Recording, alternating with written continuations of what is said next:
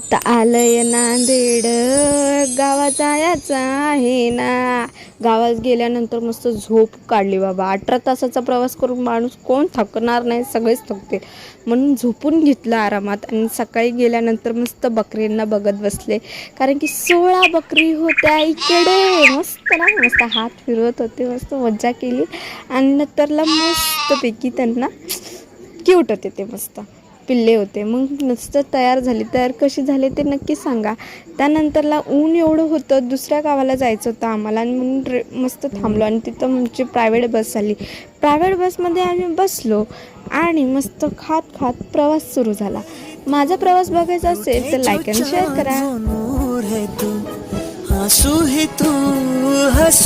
तू ओढ मनाची हुरहुर तू रोज नवी भास तुझे